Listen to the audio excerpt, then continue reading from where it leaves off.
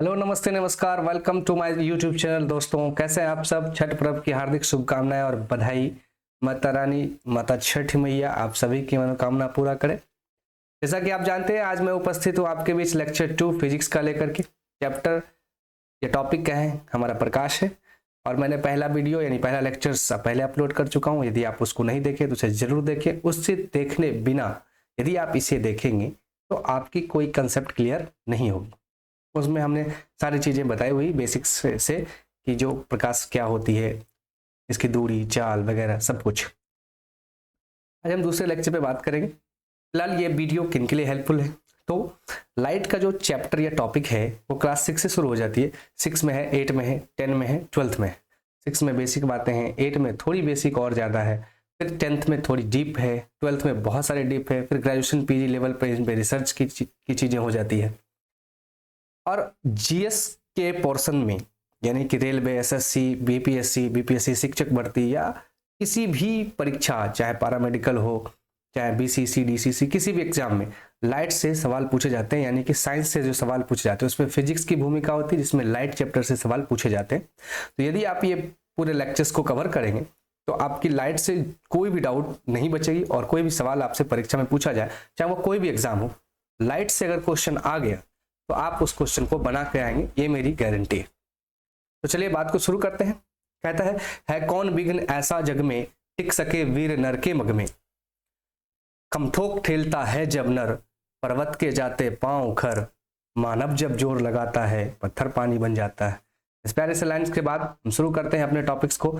चलिए बात करते हैं। तो सबसे पहले हमने देखा कि जो हमारा टॉपिक पिछला था, पहला जो लेक्चर्स था, उसमें हमने आपको पूरी बताई कि प्रकाश जितनी एंगल से आती है उतनी एंगल से चली जाती है। उसे नापने के लिए, एंगल्स को नापने के लिए हम लोग अभिलंब लगाते हैं। तो जैसा कि यहाँ पिक्चर में आप देख सकते हैं, यहाँ पर आपतित किरण के बारे में लिखा गया है, यानी कि आने वाली प्रकाश किरण बताया था मैंने पहला लेक्चर में, आने वाली प्रकाश की किरण।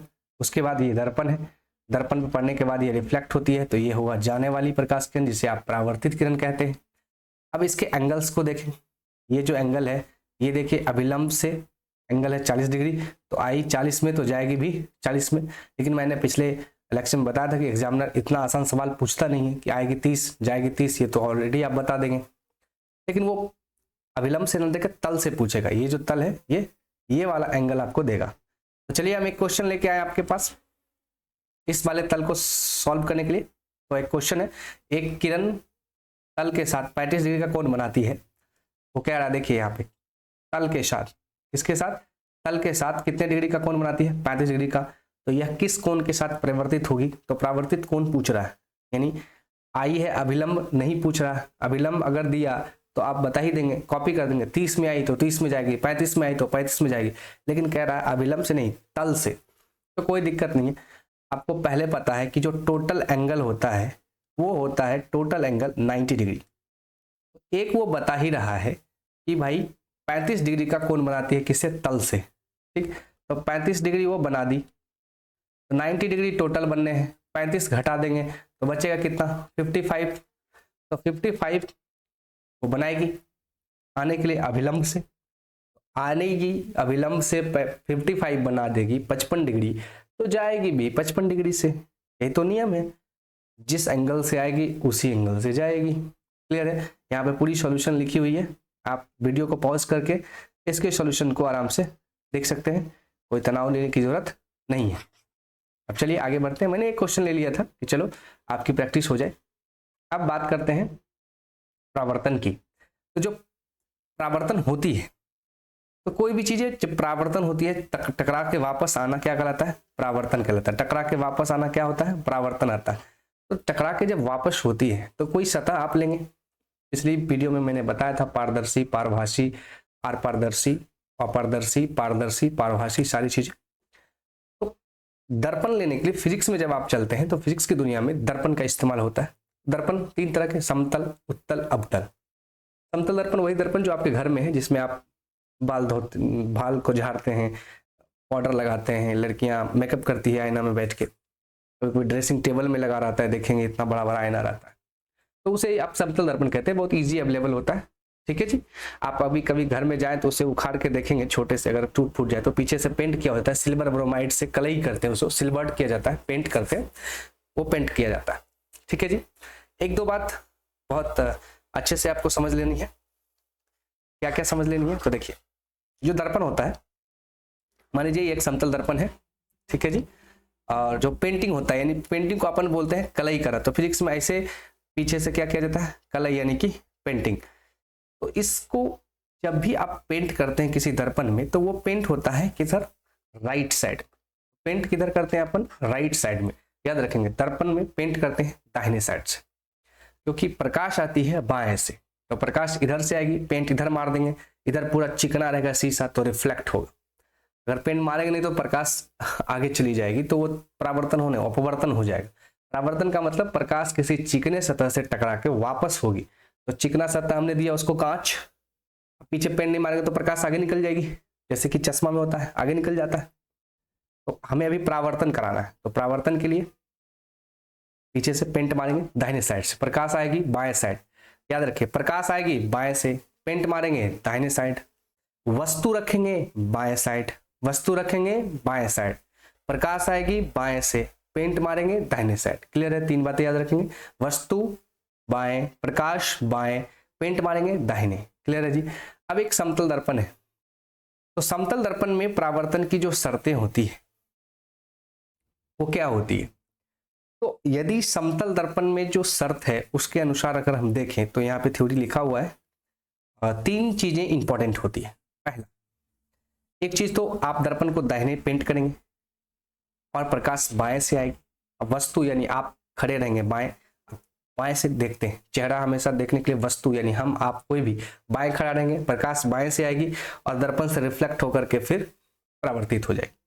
क्लियर है जी। तो समतल दर्पण के रिगार्डिंग आपको तीन चीजें याद रखनी है।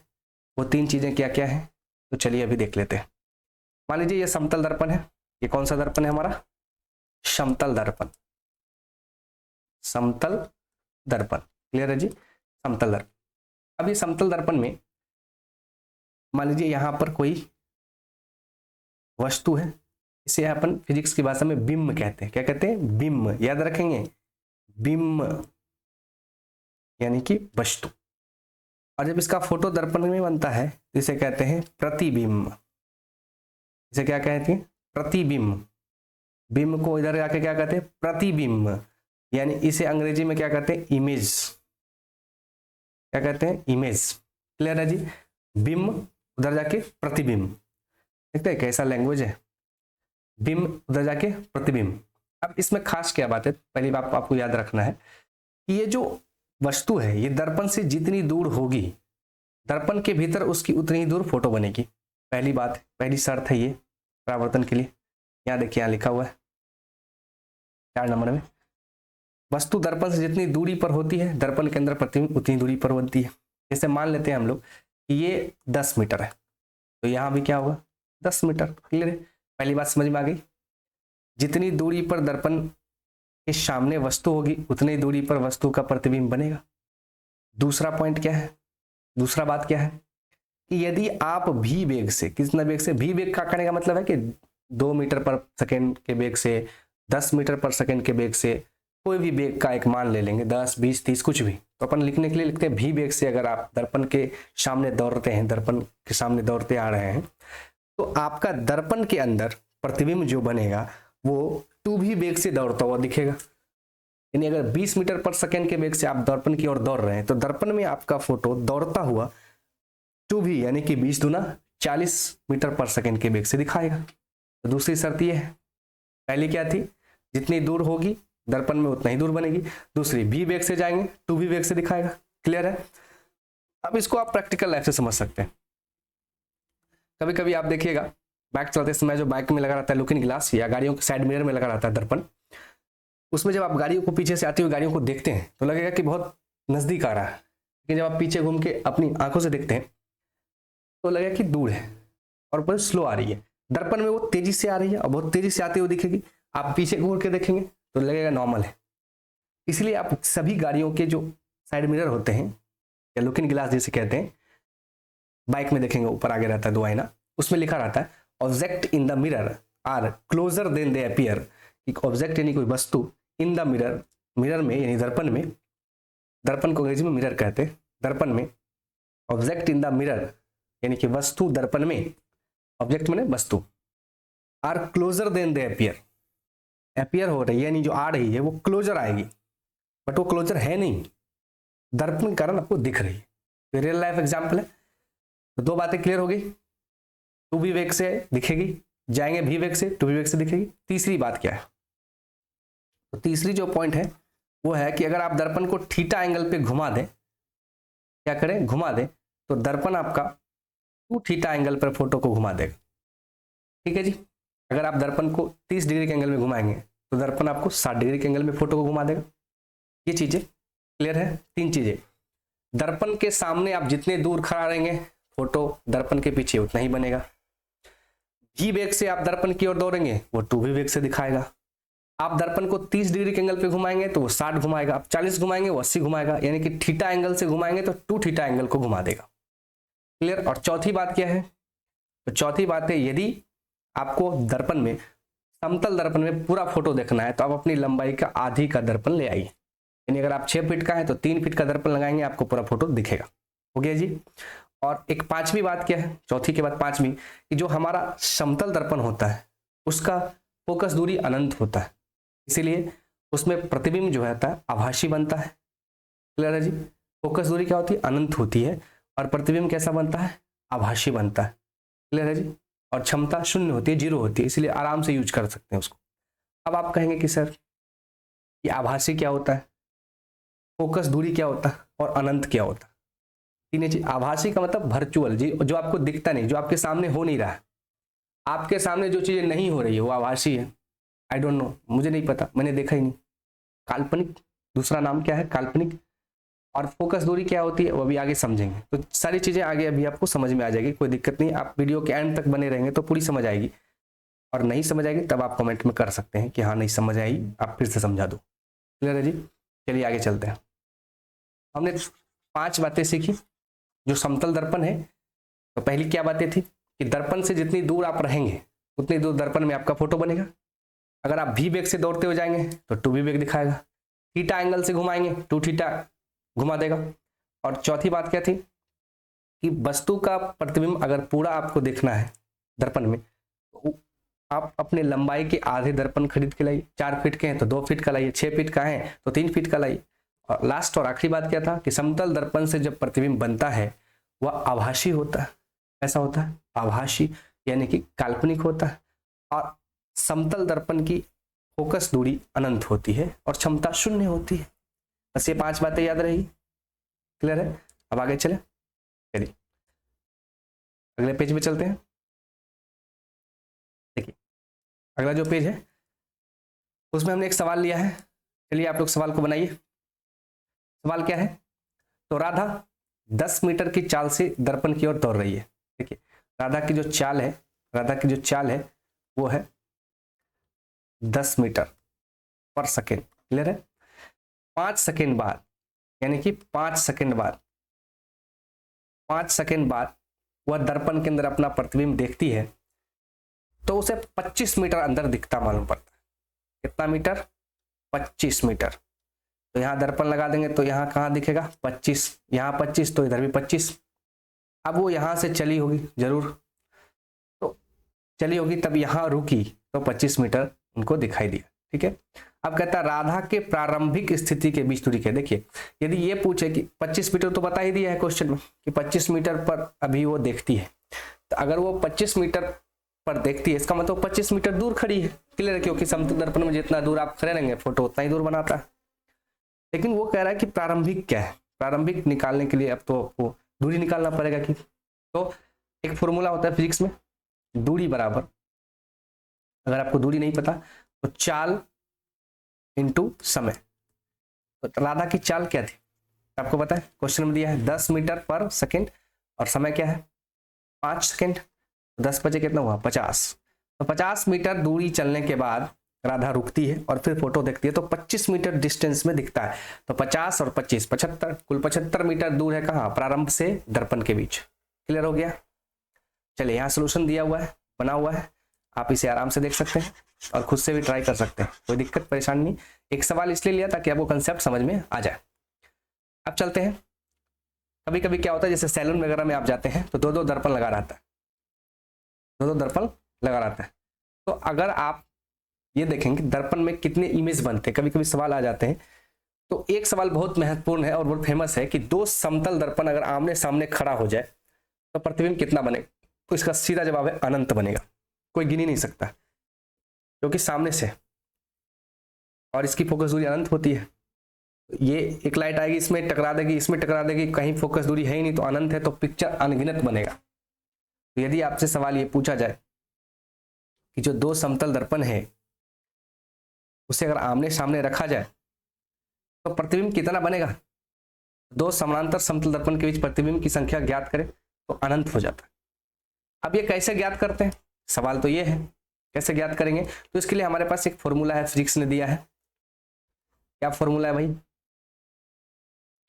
तो यहाँ पे देखिए लिखा हुआ है फॉर्मूला, किसी कोण पर झुके 2 समतल दर्पण के बीच प्रतिबिंब की संख्या ज्ञात करने के लिए n = 360 अपॉन थीटा। तो थीटा यानी कि एंगल, मान लीजिए कोई 30 डिग्री के एंगल में 2 दर्पण आपने लगाए हैं, तो n कितने इमेज बनेंगे? तो 360। अब भाई थीटा का मान 30 डिग्री, 1 0 1 0, 3 एकम 3 और 3 दूना 6, 12 3 36। तो नंबर ऑफ इमेज कितना हो जाएगा? 12।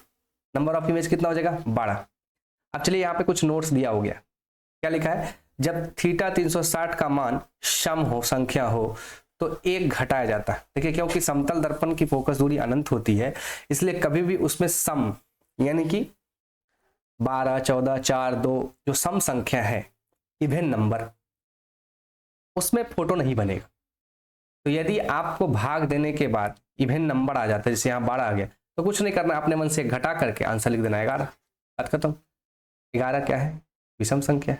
सम संख्या में आए तो 1 घटा दीजिए, और डायरेक्टली अगर विषम संख्या आ गया, तो हमको तो चाहिए विषम संख्या, तो विषम संख्या आ गया तो हमें कुछ नहीं करना है। कभी कभी पॉइंट में भी आ सकता है, जैसे कि 4.8, तो सीधा इसको लीजिएगा, पॉइंट के बाद को संख्या को छोड़ देंगे, इसमें घटाने की कोई जरूरत नहीं। वैसे भी 4.8 आधा कटा हुआ फोटो वैलिड नहीं होता है, इसलिए हटा देता है पूरा, इसलिए 4 को रखते हैं। और 4.8 अपने आप में एक विषम संख्या है, अपने आप में एक विषम संख्या, इसलिए इसमें घटाने की भी जरूरत नहीं है। तो सीधा सवाल जानिए कि यदि आपको n = 360/θ में भाग देने पर सम संख्या आए तो 1 घटा के विषम बना लीजिए, विषम संख्या आए तो ऐसे ही छोड़ दीजिए आंसर, और अगर आपको पॉइंट में आए तो पॉइंट के बाद वाले को छोड़ के पहले वाले को ले लेंगे। क्लियर है? आगे बढ़े। चलिए यहाँ पे कुछ एग्जाम्पल्स कराया गया है, देखिए जैसे n 60/θ में 40 डिग्री के एंगल पे, तो 9 आंसर है, तो ये विषम है, कोई दिक्कत ही नहीं है। तो यहाँ से आप ट्राई कीजिए, खुद से भी निकालिए। और यहाँ देखिए लिखा हुआ है कि 2 समानांतर समतल दर्पण के बीच प्रतिबिंब की संख्या ज्ञात करें, तो वो क्या हो जाता है? अनंत हो जाता है। मैंने आपको पहले ही बता दिया। तो चलिए आगे चलते हैं, अब बात करते हैं कुछ और बातें। एक फिजिक्स में कंसेप्ट के साथ आता है पेरिस्कोप। देखिए एक ही सवाल आपसे पूछेगा, पेरिस्कोप यानी परिदर्शी, किसी चीज, किसी ऊंचाई वाली चीज को देखने के लिए, जैसे आप यहाँ है, यहाँ की चीजों को देखना है, एक पेरिस्कोप लगाते हैं। देखिए यहाँ पे फोटो बना हुआ है पेरिस्कोप का, ये हमारा पेरिस्कोप है। मान लीजिए ये पानी है, ये ऊपर कोई भी चीज है, कोई भी चीज जो ऊंचाई पे होती है, जैसे कि ये देखिए यहाँ पानी है, ठीक है जी, पानी है। तो आपको पता है कि हमारी पनडुब्बियाँ पानी में चलती है, तो पनडुब्बियाँ जो पानी में चलती है, अंदर ऊपर में कोई अगर जहाज है, उस जहाज को वो कैसे देखेगी? तो उस जहाज को देखने के लिए हमें पेरिस्कोप का प्रयोग करते हैं। उसमें होता क्या है? तो बस यहाँ देखिए फोटो बना हुआ है, आपकी सुविधा के लिए मैंने फोटो पहले बना दिया है। तो पेरिस्कोप ये है, ये ऊंचाई वाले स्थान है, यहाँ पर ये आँख है, यानी कि कोई बंदा है जिसको देखना है कि ये क्या है। तो यहाँ पर एक पेरिस्कोप लगाए, 45 डिग्री के कोण पे एक समतल दर्पण है, क्लियर है जी, और एक यहाँ लगाएंगे, तो इसका फोटो ये रिफ्लेक्ट करके यहाँ बनाएगा, और यहाँ फोटो बनते ही आंख में दिख जाएगी।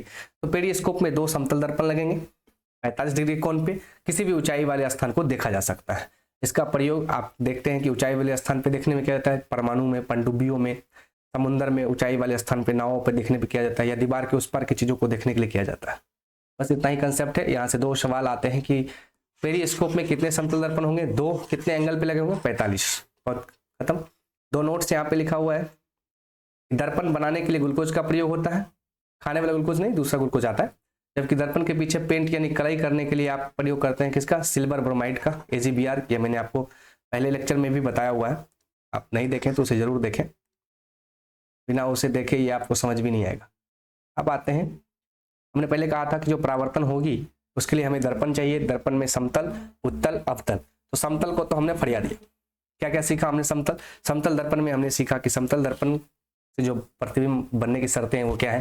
तो समतल दर्पण जब आप रखेंगे तो जितनी दूरी पे रहेगा वस्तु उतनी दूरी पे वो फोटो बनाएगा। V वेग से दौड़ते हुए दर्पण की तरफ जाएंगे 2V वेग बना देगा। थीटा एंगल पे घुमाएंगे तो वो 2 थीटा घुमाएगा। समतल दर्पण से बना प्रतिबिंब आभासी, काल्पनिक और उसकी फोकस दूरी अनंत और क्षमता 0 होती है। क्लियर है जी। और समतल दर्पण में अगर आपका पूरा फोटो देखना है तो अपनी लंबाई के आधा दर्पण लेके आइए, पूरा फोटो दिख जाएगा। ये सब चीजें हमने देख ली थी। समतल दर्पण में फोटो कितने बनते हैं? इसके लिए हमारे पास फॉर्मूला है n = 360/θ। क्लियर है जी। अगर सम संख्या है तो एक घटा देंगे, विषम आए तो वही छोड़ देंगे, पॉइंट में आए तो पॉइंट के बाद वाले को छोड़ के पहले वाले को ले लेंगे। क्लियर है। पेरिस्कोप 45 डिग्री के एंगल पे 2 समतल दर्पण लगाएंगे ऊंचाई वाले चीजों को देखने के लिए। परमाणु पनडुब्बियों में, सबमरीन में, जहाज में इसका उपयोग किया जाता है। क्लियर है।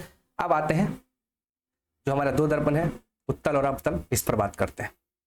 तो चलिए, यहां पे देखिए लिखा हुआ है कि दर्पण किसी गोला का भाग होता है।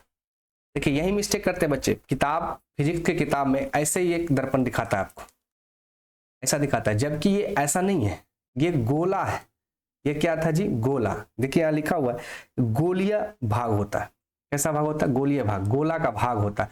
यानी दर्पण जो हम लोग लेते हैं, एक गोला को काट लेते हैं, एक गोला को काटेंगे तो वो क्या बन जाता है? दर्पण।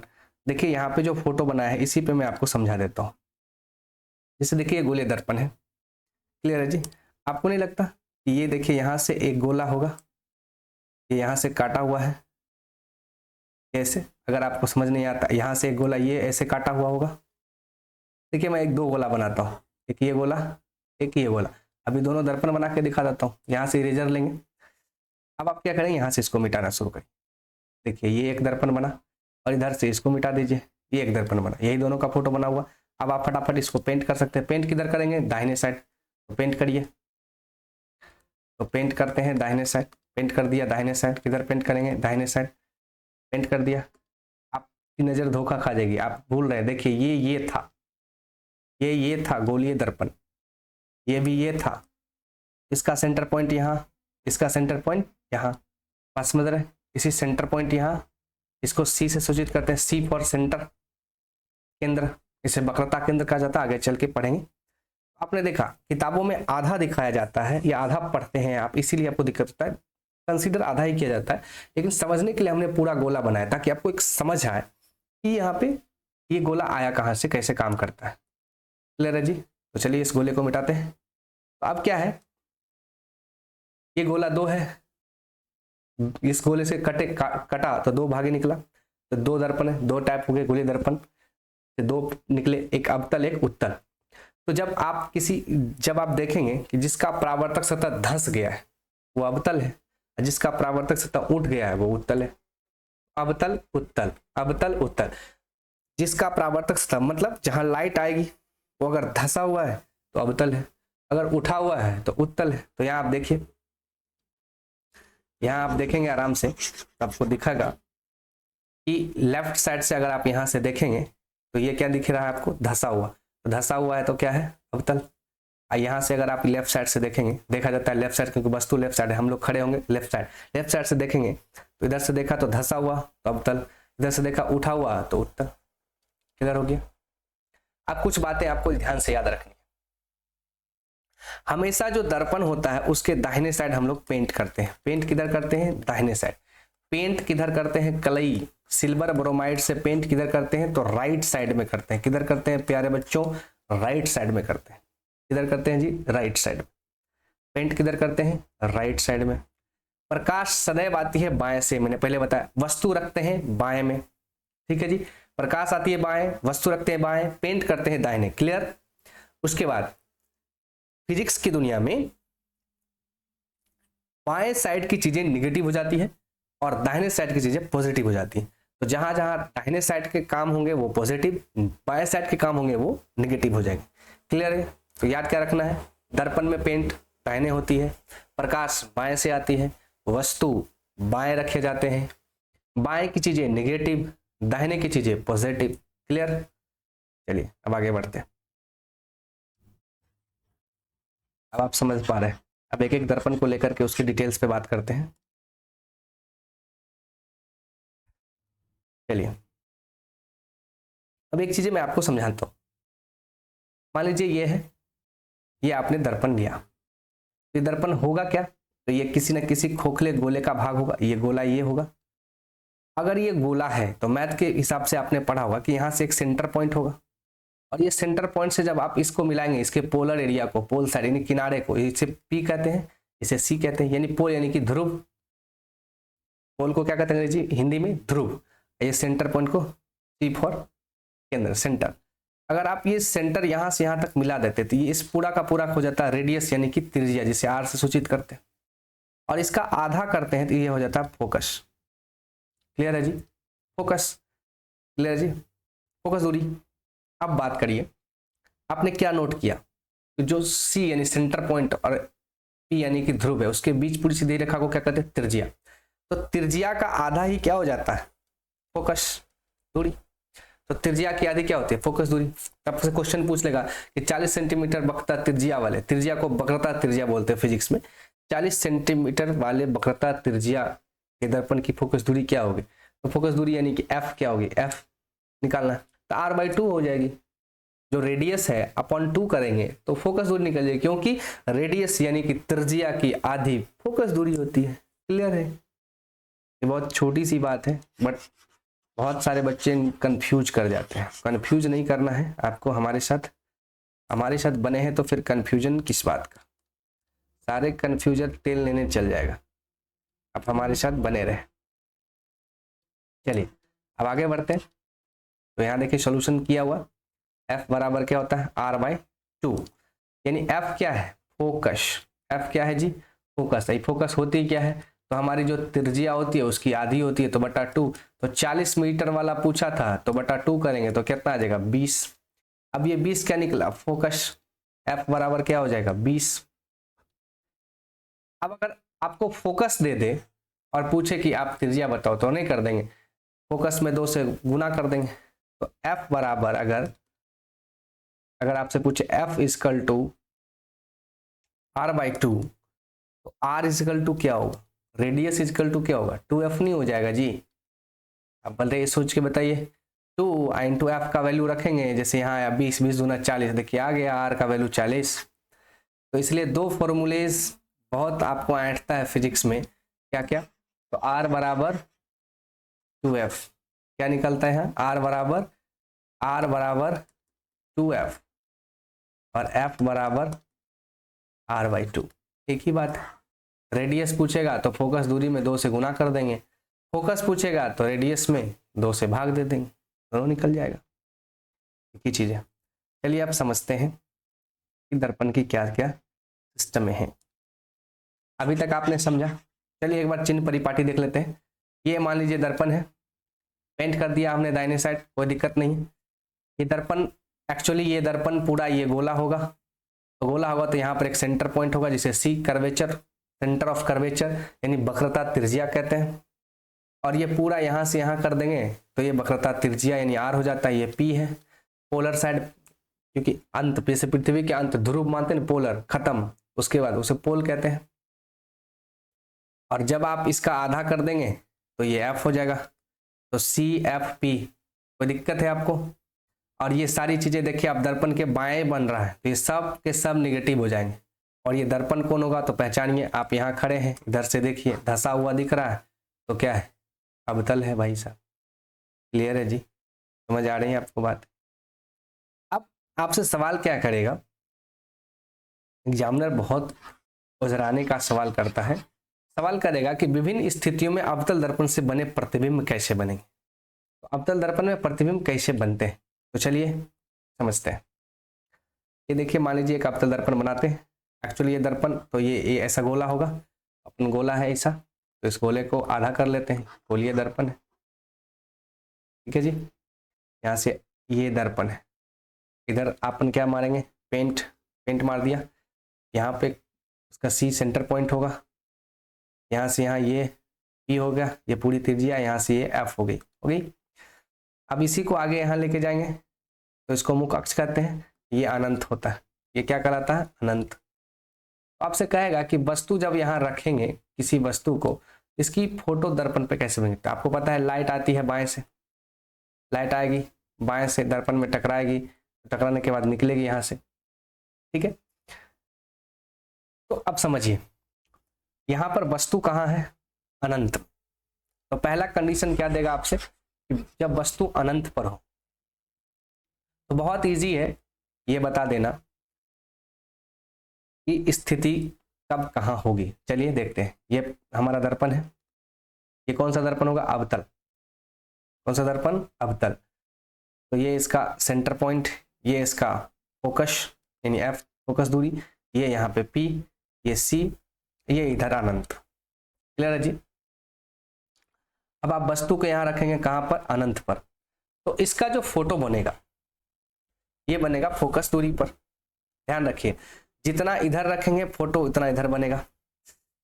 जैसे जैसे इधर से आगे बढ़ेंगे तो फोटो इधर से आगे बढ़ेगा, और फोकस के आगे नहीं जा सकते आप, सीधी सीधी बात समझिए। फोकस से आगे जाएंगे तो दर्पण के पीछे बनेगा प्रतिबिंब।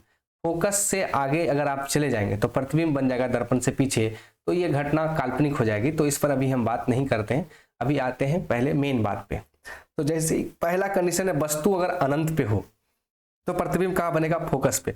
वस्तु अनंत पे तो प्रतिबिंब फोकस पे। देखिए ऐसे चलता है, ये वस्तु अनंत पर है, प्रतिबिंब फोकस पे, और वस्तु जैसे आगे बढ़ेगा तो ये आगे बढ़ेगा, ये आगे बढ़ेगा, ये ऐसे बढ़ेगा। यदि आप इस फॉर्मेट को समझ लेते हैं, जैसे जैसे इधर से वस्तु आगे बढ़ेगी उसका प्रतिबिंब का फोकस इधर आगे बढ़ेगा। तो जैसे यहाँ पे देखिए अनंत पे कहाँ रखा हुआ है, अनंत पे। पहला कंडीशन क्या है, अनंत पे। यहाँ देखिए पहला कंडीशन लिखा हुआ है, जब वस्तु कहाँ पे हो, अनंत पर हो, तो प्रतिबिंब कहाँ बनेगी, फोकस पर। कहाँ बनेगी, फोकस पे। क्लियर, पहला कंडीशन याद हो गया आपको, जब वस्तु अनंत पे हो तो प्रतिबिंब कहाँ बनेगी, फोकस पे। अब अगर हम वस्तु को अनंत से आगे ले चलते हैं, चलिए लेके इसको मिटा देते हैं, वस्तु को हम अनंत से आगे ले चलते हैं, तो देखिएगा ध्यान से। अब ये वस्तु है यहाँ पर यानी कि अनंत पे, तो अब हम इसको यहाँ ले चलते हैं, यहाँ पर। क्लियर है, वस्तु को यहाँ लाते हैं। तो अब देखिए वस्तु कहाँ है, अनंत और कर्वेचर यानी सी के बीच में है। तो फोटो जब वस्तु यहाँ आगे बढ़ी तो ये भी यहाँ आगे बढ़ेगी, तो फोकस से आगे आ गई सी, और यहाँ के बीच में आके फोटो बना देगा। तो दूसरा कंडीशन क्या कहता है, जब वस्तु अनंत और कर्वेचर यानी सी के बीच में हो तो फोटो कहाँ बना देगा, फोकस और कर्वेचर के बीच। क्लियर है जी। पहला कंडीशन क्या था, अनंत पर फोकस पर, अनंत पर फोकस पर। दूसरा कंडीशन अनंत और कर्वेचर के बीच, इधर से बनेगा फोकस और कर्वेचर के बीच। अब इधर से और आगे बढ़िए, तीसरा कंडीशन, वस्तु को एकदम डायरेक्ट सी पे रख दीजिए, एकदम डायरेक्ट सी पे, सी यानी कि वक्रता केंद्र पर।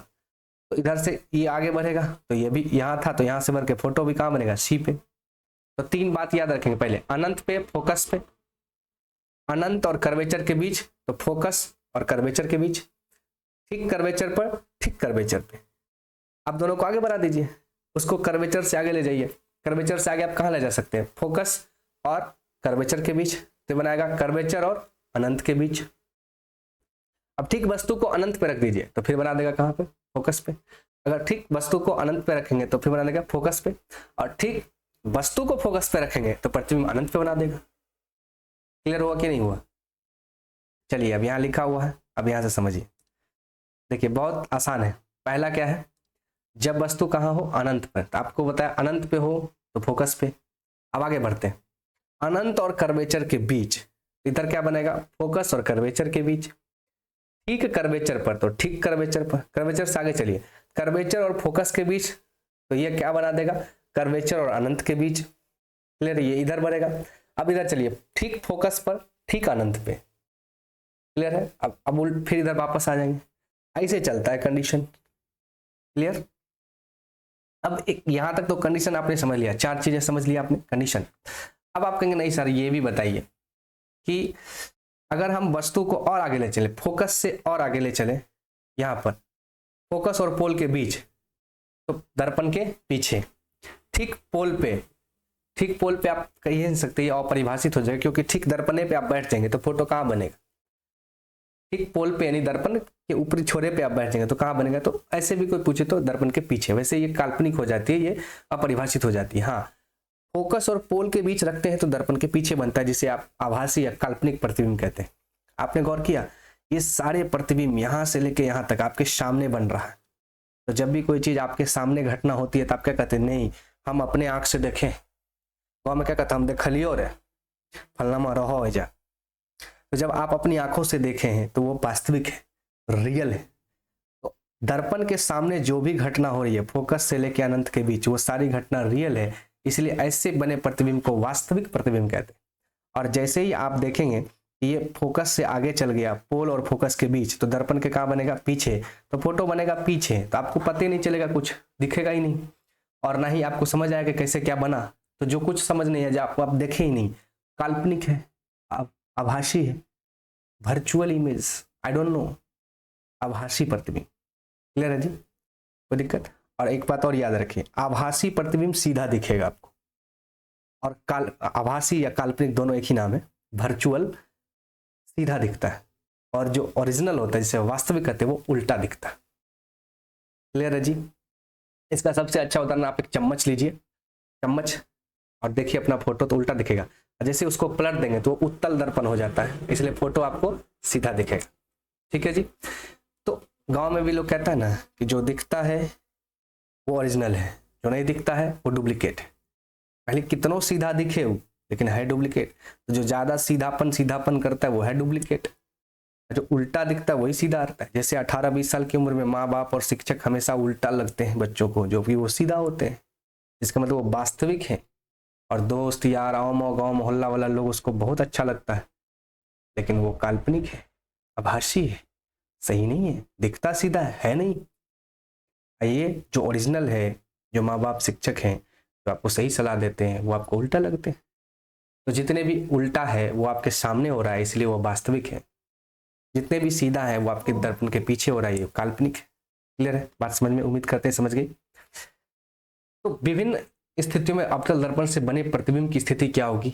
तो अनंत पे रखेंगे तो फोकस पे, अनंत और कर्वेचर के बीच तो फोकस और कर्वेचर के बीच, ठीक कर्वेचर पर बनेगा। कर्वेचर से आगे कर्वेचर और फोकस के बीच तो कर्वेचर और अनंत के बीच, ठीक फोकस पे रख देंगे वस्तु तो ठीक अनंत पे बना देगा, और उसके आगे जाएंगे तो उधर उस पार आ जाएगा। बात खत्म। चलिए अब आगे बढ़ते हैं। उम्मीद करते हैं कि आप लोग एंजॉय कर रहे होंगे, क्लास को समझ रहे होंगे। अवतल दर्पण की जो विशेषता है वो आप समझते हैं। अब देखिए, जो अवतल दर्पण हमारा है ये वाला, इसकी परावर्तक सतह धंसी हुई होती है, इसमें सारी चीजें आगे है। देखिए पोल यहाँ पे F, ये यहाँ C, ये यहाँ पे मुख्य फोकस, और ये यहाँ पे अनंत, सब कुछ इधर है। ये दर्पण के किस साइड का है? लेफ्ट साइड है।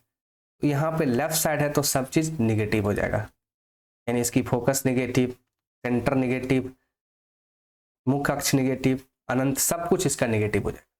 क्लियर है जी? फोकस दूरी तथा क्षमता दोनों क्या हो जाएंगे? दोनों निगेटिव हो जाएंगे। ठीक, और फोकस से लेकर के अनंत के बीच जितने प्रतिबिंब बनेंगे वो सारे वास्तविक और उल्टा हो जाएंगे। बाकी बस एक ही प्रतिबिंब जो यहाँ रखने से इधर बनता है वो आभासी और सीधा बन जाएगा। क्लियर हो जाएगा? क्लियर हो जाएगा। अब जो दर्पण है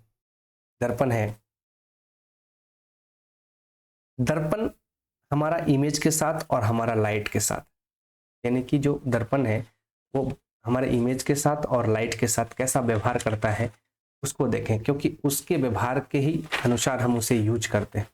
जैसे दर्पण हमारा है, अभी हम बात कर रहे हैं अवतल दर्पण की। इसकी बात कर रहे हैं? अवतल दर्पण की।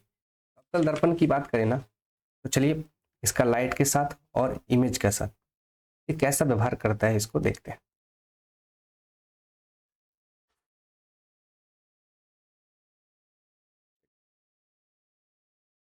इमेज बिहेवियर, सबसे पहले क्या देखेंगे? Image behaviour. तो जो अवतल दर्पण हमारा है वो इमेज के साथ क्या बिहेवियर करेगा? तो इमेज होगा आपका छोटा, बना देगा बड़ा। अब आप कहेंगे कैसे? इसलिए बड़ा बना देता है तो डॉक्टर यूज कर लेता है। जैसे आपका दांत देखना है तो डॉक्टर आप दर्पण लगा के देखता है कि दांत बड़ा दिखता है उसमें। क्लियर है जी। हजामत, जब जैसे मान लीजिए आपका एक दाढ़ी पक गया है, उस एक पके हुए दाढ़ी को काटने के लिए हजामत अवतल दर्पण रखेगा ताकि उस पर बड़ा दिखे, तब वो करता है। जैसे कंप्यूटर में आप पेंट ब्रश करते हैं तो झंडा में रंगने के लिए झंडा को पहले बड़ा बना लेते हैं और तब अंदर जाके रंगते हैं, फिर छोटा करते हैं तो आराम से दिख जाता है, नॉर्मल अच्छा दिखता है। तो इमेज के साथ ये बिहेवियर क्या करता है, व्यवहार क्या करता है, तो चलिए दिखाते हैं आपको। ये देखिए, क्योंकि जब इधर पेंट कर दिया हमने, माफ कीजिएगा ठीक से हम बना पा नहीं रहते, ये जो इसका परावर्तक सतह है ये धंसा हुआ है। तो मान लीजिए कोई बंदा यहाँ खड़ा है, क्लियर है जी, खड़ा है। अब ये जो दर्पण है ये इस दर्पण जो है ये पूरे एरिया से इसको कवर कर रहा है। तो जब ये पूरे एरिया से इसके फोटो को देखेगा तो ये वस्तु है छोटा, लेकिन जब ये पूरे एरिया से दिखेगा तो ये प्रतिबिंब जब बनाएगा तो ये बड़ा बना देगा। प्रतिबिंब जब बनाएगा तो क्या करेगा, प्रतिबिंब इसको बड़ा बना देगा। बात समझ में आया। तो छोटा, तो इमेज के साथ ये कैसा व्यवहार करता है, तो इमेज को बड़ा बना देता है। देखिए याद करने की जरूरत नहीं है, इमेज को बड़ा बनाता है। तो जहां जहां हमारे जीवन में हमें बड़ा करके देखना होगा वहां अवतल दर्पण लगाएंगे। अब डॉक्टर को दांत के अंदर छेद पिलुआ घुस गया वो देखना है तो अवतल दर्पण लगाएगा, क्योंकि वो बड़ा दिखाएगा तो वो हर जगह कोना वोना दिखेगा उसको। क्लियर है जी। तो इमेज बिहेवियर के अकॉर्डिंग आप समझेंगे कि यूज कहाँ करेगा। उसके बाद आप देखेंगे ये हजामत दर्पण के लिए भी यूज करते हैं, डॉक्टर यूज कर लेता है, क्योंकि इसका इमेज के साथ जो बिहेवियर है वो क्या कर देता है, बड़ा बना देता है। क्लियर है। अब बड़ा क्यों बनाता है मैंने आपको समझा दिया। यहाँ पर ये क्या है, धंसा हुआ है, इस वजह से ये पूरी क्षमता के साथ इस फोटो को देखता है, किसी भी फोटो को, और इसलिए इसका फोटो बहुत बड़ा बना देता है। बात समझ में आ गई। तो इमेज बिहेवियर आपने देखा, इसी इमेज बिहेवियर के कारण इसका यूज करता है डॉक्टर, इसका यूज करता है जो हजामत होता है, जो सैलून वगैरह होता है उसमें यूज किया जाता है, पार्लर वगैरह में यूज किया जाता है। अब आगे चलते हैं, लाइट बिहेवियर। दूसरा जो हमारा टर्मिनोलॉजी है वो है लाइट बिहेवियर। अवतल दर्पण हमारा लाइट के साथ कैसा व्यवहार करता है, चलिए लाइट के साथ व्यवहार देखते हैं। अब देखिए लाइट, मान लीजिए यहाँ की प्रकाश किरण एक आती है, चूंकि यहाँ पे इसका क्या है, कर्व है, ये क्या है, कर्व है, तो यहाँ जो भी लाइट आएगी वो एक जगह सिकोड़ के भेजेगा। ठीक है ना, आप इससे कर्व है ऐसे, तो लाइट को क्या करेगा, सिकोड़ेगा। तो सिकोड़ का यानी कि समेट के, गांव में क्या करता है, समेट के भेजो इकट्ठे। तो अवतल दर्पण अपने इस धंसे हुए परावर्तक सतह के कारण लाइट को क्या करती है जी, सिकोड़ के एक जगह समेटता है। अब सिकोड़ के जब एक जगह समेटेगा तो जहां जहां हमें जीवन में, दैनिक जीवन में सिकोड़ कर समेट कर लाइट की जरूरत होगी वहां वहां हम लोग क्या लगा देंगे, जाहिर सी बात है अवतल लगा देंगे। तो जैसे आपने घर में देखा होगा टॉर्च देखा होगा। अब अगर आप टॉर्च को गौर से देखे होंगे तो टॉर्च की लाइट जब जैसे ही जलाएंगे तो देखिएगा समेट के लाइट जाता है एक सिकोड़ के। अब क्वेश्चन पूछेगा टॉर्च में किस दर्पण का प्रयोग, अवतल दर्पण के। याद करने की क्या जरूरत है, आपको पता है कि समेट के सिकोड़ के एक जगह भेजता है, इसीलिए तो इसे अभिसारी दर्पण भी कहते हैं। अभिसारी मतलब अभी सबको लेके एक जगह रख रहा है, अभिसारी सबको समेट दे रहा है। टॉर्च में हम इसको, चूंकि टॉर्च में हम किसी खास चीज को देखना होता है कि भाई गांव में देखते हैं, देखिए रात में चोर को देखना होता है, इधर उस गछिया में चोर है तो ऐसे मार के देखता है, पुलिस चोर को पकड़ने के लिए लौट देखता है। तो एक जगह चाहिए, जंगल में किसी खास जगह उसको लाइट चाहिए तो अवतल दर्पण लगा देगा, क्योंकि अवतल दर्पण समेट के भेजता है। तो दर्पण के अंदर देखिएगा टॉर्च के अंदर एक कटोरी लगा रहता है, वो अवतल दर्पण होता है कि वो धंसा हुआ रहता है। क्लियर है जी। उसके बाद देखिए गाड़ी का हेडलाइट देखेंगे आप, क्यों, देखिए आप मत याद कीजिए कि गाड़ी के हेडलाइट में अवतल दर्पण, अवतल, ये सब करने की जरूरत नहीं है। अब देखिए कि अवतल दर्पण लाइट के साथ कैसा व्यवहार करता है, इसी के कारण हम उसको गाड़ी में यूज करते हैं। देखिए कैसे, गाड़ी में लाइट हमको चाहिए, रोड पे थोड़ा सा एरिया इंजोर होना चाहिए, यानी कि प्रकाशमय होना चाहिए। तो हमने क्या किया, अवतल दर्पण लगाया, वो समेट के रोड पे भेजा। अगर दूसरा उत्तल लगा देंगे, छेतरा देता है, छतरा के पूरा रोड के अगल बगल घर द्वार सब नजर आने लगेगा। हमको उसको देखने की जरूरत नहीं, हमें ड्राइवर को यानी चालक को सड़क दिखाना, समेट के सड़क दिखाएंगे, तो जो समेटेगा वो दर्पण लगाएंगे ना। इसलिए देखिए गाड़ियों के लाइट में एकदम पूरा ऐसे करके डिजाइन बना करके देखिएगा अवतल दर्पण लगाते हैं गाड़ी के हेडलाइट में। तो क्यों लगाते हैं, आप समझ में आ रहा है, उसके बाद आप देखिए, मान के चलिए हमने क्या किया, सूरज की रोशनी है अनंत काल से एकदम आ रही है, अब एक दर्पण लगा दिया, सूरज की रोशनी आ रही है तो सबको एक जगह सिकोर के भेजेगा। अब यहीं पर आप एक कुकर लगा दीजिए, तो सब जगह सिकोर के भेजा, आप क्या लगा दिए, कुकर, तो गर्म करके चावल बना देगा। तो कहेगा सोलर कुकर में किस दर्पण का प्रयोग, भाई अवतल दर्पण का, क्योंकि वो समेट के एक जगह देगा लाइट, हीट, सूर्य से आ रही जितनी भी किरण है उसको एक जगह समेटेगा, समेटेगा तो गर्म होगा, गर्म होने से क्या हो जाएगा, पकेगा, खाना पक जाएगा आपका। तो लाइट बिहेवियर में के कारण ही इसको यूज करते हैं हम लोग टॉर्च में, गाड़ियों के हेडलाइट में, उसके बाद सोलर कुकर में। अब मान लीजिए कहीं आगे लगाना है तो सूरज की किरण आई, लगा देंगे, वो खास जगह पे देते जाएगा 10-15 मिनट के बाद वहां पे गर्म होकर आग पकड़ लेगा। तो कहेगा प्रज्वलक में या जलाने के लिए किस दर्पण का यूज करेंगे, तो भाई अवतल दर्पण का करेंगे। सिंपल सवाल है, इसमें रटने की कोई आवश्यकता मुझे नहीं लगता आपको होनी चाहिए। तो इमेज बिहेवियर आपने देखा, इसका इमेज बिहेवियर कैसा है कि ये बड़ा बनाता है किसको, छोटा को, क्योंकि इसकी प्राप्तकता धसी हुई तो पूरा ऐसे देख लेता है, क्या कहता है पूरा देखेंगे, पूरा देखने पर तो बड़ा नजर आता ही है ना। लाइट के साथ कैसा बिहेवियर करता है, तो लाइट के साथ ये बिहेवियर करता है कि समेट के सिकोर के एक जगह भेजता है, इसलिए टॉर्च में यूज करते हैं, गाड़ी के हेडलाइट में यूज करते हैं, सोलर कुकर में यूज कर लेते हैं, सूरज की रोशनी से समेट के चावल बना लेते हैं। तो आपने देखा जो इसका यूज है वो अकॉर्डिंग टू इसके बिहेवियर के कारण हो रहा है, ना कि किसी और कारण से। तो अवतल दर्पण जैसा बिहेव करता है उसके अकॉर्डिंग हम चीजें यूज करते हैं। अब चलिए आगे, अब आप देखते हैं उत्तल दर्पण। अवतल तो आप समझ गए उम्मीद करते हैं, अब देखते हैं अवतल के बाद उत्तल। देखिए उत्तल दर्पण की क्या कहानी है। पहली बात तो उत्तल दर्पण ये है, क्लियर है, यहाँ पेंट करेंगे दाहिने साइड से। अब उत्तल दर्पण में खराबी क्या है कि ये देखिए, ये तो ये गोला का भाग होगा तो इसका सेंटर पॉइंट ये होगा, और यहाँ से यहाँ मिलाएंगे तो ये पोल होगा, यहाँ से यहाँ पर ये फोकस होगा। आपने देखा कि सारी चीजें दर्पण के पीछे जा रहा है, इसी वजह से इस पर प्रतिबिंब की कोई स्थिति होती ही नहीं, क्योंकि यहाँ आप कुछ भी कर लेंगे तो कहाँ ले जाएंगे, कहीं वस्तु रखेंगे तो दर्पण के सामने ही रहेगा, वस्तु हमेशा कहाँ रहेगा, दर्पण के सामने, और प्रतिबिंब हमेशा कहाँ बनेगा, फोकस, और फोकस चला जाएगा दर्पण के पीछे। आप कितना कुछ कर लीजिएगा तो हमेशा कहाँ बनेगा, इसी फोकस, इसी के आसपास, जहां भी जाएगा ये फोटो यही बनेगा, इसलिए इसमें स्थितियां नहीं होती है। क्लियर है। अब इसमें जो भी क्रियाएं होगी इसमें फोटो बनेगा सब दाहिने साइड, राइट साइड, तो इसका सब कुछ क्या हो जाएगा, पॉजिटिव। क्लियर है जी। और अगर ये दर्पण के पीछे बन रहा है इसका मतलब ये काल्पनिक होगा, और काल्पनिक होगा तो सीधा होगा, ये भी आपको पता है। क्लियर है जी। दर्पण के पीछे जाएगा, काल्पनिक होगा, सीधा होगा। और दूसरी बात, अब मान लीजिए अगर आप एक ऑब्जेक्ट को यहाँ रखेंगे तो ये ऑब्जेक्ट को ऐसे, इसका ऐसा कर्व है कि इतने दूर से दर्पण से देखेगा, तो जितना वस्तु बड़ा रहेगा उसको छोटा बना देगा, इसलिए उत्तल दर्पण में वस्तु का इमेज जो होता है वो छोटा हो जाता है। तो चलिए इसका व्यवहार देख लेते हैं यहाँ थ्योरी के साथ।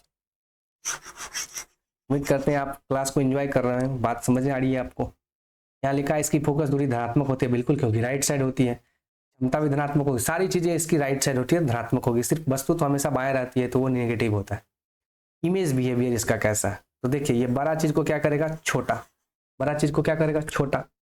अब इसका इमेज बिहेवियर है कि बड़े चीज को छोटा दिखाता है, तब हम इसका यूज करेंगे गाड़ी के कनपट्टी में, जिसको साइड मिरर कहते हैं, कनखुट्टा, कनपट्टा में देखिएगा, देखो लगा रहता है इमेज, ड्राइवर देखता है कि पिछुअत्ती से कौन आ रहा है, तो पीछे इतना बड़ा रोड, इतना गाड़ी आ रहा है, सबको समेट के इतनी को में दिखा देता है।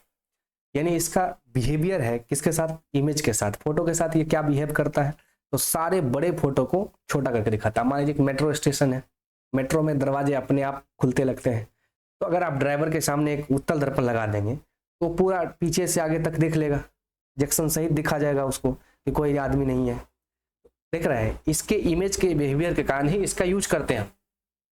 क्लियर है जी। तो उत्तल दर्पण का प्रयोग गाड़ी के साइड मिरर में आप कर लेंगे। क्लियर है जी, कोई दिक्कत। अब उत्तल दर्पण क्या करता है, देखिए इस पर जब आप किरण देंगे, इधर से पेंट करेंगे, तो ये क्या करेगा, किरण को ऐसे छितरा देगा, छिड़िया देगा। तो उत्तल दर्पण ये उठा हुआ है, इसलिए किरण को क्या करेगा, छिड़ियाएगा, छिड़िया देगा। तो मान लीजिए आपको कहीं पे मतलब इंजोर करना है, लाइट करना है, पूरा मैदान लाइट करना है। जैसे अभी देखिए भारत और ऑस्ट्रेलिया के बीच कल फाइनल होने वाला है। तो अगर मान के चलिए हमको स्टेडियम को इंजोर करना है तो क्या लगा देंगे, उत्तल। वो जो प्रकाश की किरण होगी वो बिखेरेगा, छिड़िया देगा। अच्छा, टॉर्च में इसका प्रयोग कर लेंगे तो ये अपने आगे में ही छिड़िया देगा, तो आपका महत्व नहीं रह जाएगा। उत्तल दर्पण का प्रयोग आप कहाँ कर लेंगे, स्ट्रीट या लाइट में, वेपर लाइट में, ताकि प्रकाश जैसे स्टेज शो पे लाइट लगा देते हैं, देखते हैं छिड़िया देता है तो एकदम जो नचनिया होता है उसका भुक भुक करता है शरीर। तो उत्तल दर्पण का यूज परावर्तक लाइट के में कर सकते हैं आप। स्ट्रीट लाइट यानी सड़क मोहल्ला पे जो लोग लगाते हैं, सड़क गली मोहल्ला में जो लगाते हैं लाइट, उस पर कर सकते हैं। प्रोजेक्टर देखें, प्रोजेक्टर मूवी वूवी सिनेमा घर में वो ऐसे भेज कर ऐसे छितरा देता है, तो उसमें किसका प्रयोग करते हैं, उत्तल दर्पण का। ये प्रकाश को छिड़ियाता है, बिखेरता है, इसलिए इसको कहते हैं अपसारी, डाइवर्जिंग। अब वो समेटता था इसलिए उसको कहते हैं अभिसारी। छींटता है अपसारी, वो समेटता है अभिसारी। क्लियर है जी, बात समझ गए। तो लाइट के साथ ये क्या बिहेवियर करता है, तो लाइट को छिड़िया देता है, बिखेर देता है। लाइट को क्या करता है, बिखेरता है, इसलिए इसको डाइवर्जिंग कहा जाता है, अपसारी कहते हैं। इसलिए इसके इसी नेचर के कारण खचरा छिड़िया देता है, इसलिए इसका यूज कर लेते हैं हम लोग लाइट में। लाइट में लगा ये पूरा छिड़िया देगा। यार अब तो लाइट एलईडी आ गई है, पहले ये सब आता था। अभी भी देखिएगा रेलवे जंक्शन या स्टेशन पर तो आप सब जगह एलईडी धीरे धीरे आ गया, लेकिन पहले हम इसी का प्रयोग करते थे स्ट्रीट लाइट वगैरह में। चलिए अब आगे बढ़ते हैं। अब कोई दर्पण पे जो वस्तु रखी है, फिजिक्स कहता है देखिए हम कुछ भी चीजें रखते हैं तो उसका आपको सही माप देते हैं। अब अगर आप अनंत पे कोई वस्तु रखें तो वो प्रतिबिंब फोकस पे बना, लेकिन कितना दूर बना, कहाँ से कितना दूरी बना, इस सब को निकालने के लिए वो एक फॉर्मूला देता है। फॉर्मूला क्या है, दर्पण का फॉर्मूला 1/f बराबर 1/v प्लस 1/u। यहाँ पर f क्या है, फोकस दूरी, आपको पहले से पता है। v क्या होता है, प्रतिबिंब, और u होता है वस्तु की दूरी। आपको पहले से पता है कि u हमेशा बाएं होता है वस्तु, तो u का मान हमेशा क्या आएगा, नेगेटिव। क्लियर है जी। v प्रतिबिंब, अगर आपके दर्पण अवतल हैं तो सामने बनेंगे आपके, तो ये भी आएगा किसमें, नेगेटिव। क्लियर है जी। और f फोकस दूरी, अगर दर्पण अवतल है तो माइनस, अगर उत्तल है तो उधर साइड चल जाएगा तो प्लस। क्लियर है जी। लेकिन क्वेश्चन में जैसा देगा वैसा हम लोग करेंगे आगे। चलिए देखते हैं। कह रहा है f फोकस दूरी, v प्रतिबिंब की दूरी, u वस्तु की दूरी। सभी परिस्थितियों में u नेगेटिव ही रहेगा क्योंकि वस्तु बाईं ओर होती है। वस्तु बिल्कुल, उत्तल दर्पण के लिए फोकस दूरी धनात्मक और अवतल दर्पण के लिए फोकस दूरी ऋणात्मक होगा, क्योंकि उत्तल दर्पण में दर्पण के पीछे, अवतल दर्पण में दर्पण के सामने। तो सामने इधर बाएं साइड है इसलिए नेगेटिव, और वो पीछे दाहिने साइड है इसलिए पॉजिटिव हो जाता है। प्रतिबिंब बनने के बाद भी का मान पता चला। हाँ, प्रतिबिंब कहाँ बनता है, दर्पण के सामने बनेगा तो पॉजिटिव, सॉरी नेगेटिव, दर्पण के पीछे बनेगा तो पॉजिटिव, दाहिने साइड बनेगा तो पॉजिटिव, बाएं साइड बनेगा तो नेगेटिव। चलिए अब देखते हैं अवतल दर्पण, उत्तल दर्पण। देखिए u निगेटिव होगा कहीं भी, क्योंकि u क्या है, वस्तु। वस्तु हमेशा हम लोग बाएं रखते हैं तो ये निगेटिव ही होगा। भी यानी कि प्रतिबिंब वास्तविक और काल्पनिक होगा अवतल दर्पण में, क्योंकि अवतल दर्पण में अगर आप फोकस और पोल के बीच रख देंगे तो वो उसका काल्पनिक बना देगा, बाकी सब वो क्या बनेगा, वास्तविक। उत्तल दर्पण में हमेशा काल्पनिक बनेगा और वस्तु से छोटा बनेगा और वस्तु से सीधा बनेगा। फोकस जो होगा वो अवतल दर्पण में इधर होता है बाएं तो निगेटिव हो जाएगा, उत्तल में दाएं होता है तो पॉजिटिव हो जाएगा। बात समझ गए। अब आगे चलते हैं। आगे ये क्वेश्चन दिया हुआ है, तो हम उम्मीद करते हैं यदि आप समझ गए हैं तो इस क्वेश्चन को आप लोग करेंगे और इसका आंसर कमेंट बॉक्स में कर लेंगे। अब हम नेक्स्ट वीडियो में आएंगे तो इसे हम आपको बताएंगे कि क्या करना है, सॉरी आंसर क्या है। ठीक है जी। तो ये दोनों आप एक होमवर्क के रूप में देख लीजिए। अवतल दर्पण के सम्मुख 10 सेंटीमीटर दूरी पर रखी एक वस्तु का प्रतिबिंब 20 सेंटीमीटर दूर बनता है तो इसकी फोकस दूरी ज्ञात करें। उसके बाद उत्तल दर्पण से 10 सेंटीमीटर दूरी पर रखी वस्तु का प्रतिबिंब क्या होगा यदि इसकी फोकस दूरी 20 सेंटीमीटर है। तो यदि आप निकाल करके आंसर कमेंट कर देंगे तो अच्छी बात है, नहीं तो हम नेक्स्ट वीडियो में इसके आंसर और सोल्यूशन के साथ आएंगे और फिर तीसरे लेक्चर में हम कवर करेंगे इसके मूल बातों को। हमने पढ़ा कि जो दर्पण है वो क्या है, उसका बिहेवियर क्या है इमेज के साथ, लाइट के साथ, फिर वो उत्तल दर्पण का बिहेवियर क्या है लाइट के साथ, इमेज के साथ, समतल का मैंने पहले ही पढ़ा। अब हम इसकी थोड़ी गहराई में उतरेंगे क्योंकि ये जो वीडियो है, ये जो पूरा सिलेबस है, ये कवर करता है क्लास 6, 8, 10, 12 उसके ऊपर और साथ ही साथ Bihar police, SSC, railway, UPSC, BPSC में जिसमें भी साइंस का टॉपिक है, जहां भी आपको साइंस से सवाल आएगा प्रकाश से, वो सारे सवाल यहाँ इस वीडियो से आपके हल हो जाएंगे। आज के लिए इतना ही। मस्त रहिए, स्वस्थ रहिए, अपना और अपनों का ख्याल रखिए और दीजिए इजाजत। धन्यवाद।